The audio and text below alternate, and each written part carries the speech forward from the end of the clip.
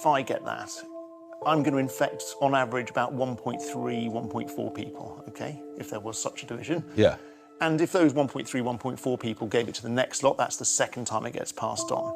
By the time that's happened 10 times, I've been responsible for about 14 cases of flu. This coronavirus is very, very infectious, so every person passes it to 3. Now, that doesn't sound like much of a difference, but if each of those 3 passes it to 3, and that happens at 10 layers, I have been responsible for infecting 59,000 people. Now, I actually wasn't on top of that maths when you were doing that. Okay, that did come as a shock, yeah. Right. Now, most people are going to feel a bit pokey, or not very pokey, and be just fine, but they will have spread it around. And a few will get sick at about day 10 of their illness. So they will need to come to a hospital. And when they're in a hospital, they will consume resources and time, and people will look after them quite rightly. And they will be monitored to see if they become really, really sick. Those people then come to an intensive care unit, and that's where, if you're critically ill, your life gets saved or not.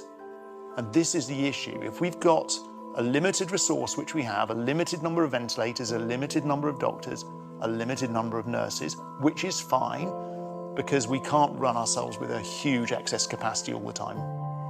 If we overwhelm that, we can't provide that service of caring for these people properly. This isn't the end of the world, is it? No, we've got to remember that this is, I'm not going to play it down. It's going to be ugly, it's going to be horrible for a large number of people, but it will be a small number of people who get properly sick, and a smaller percentage of those, again, that need to come to an intensive care unit, and we can save the lives of a large number of those people too. But please just remember that the best chance we can give for the people who do fall ill is if we've got enough beds and enough staff and enough kit to be able to be there for you.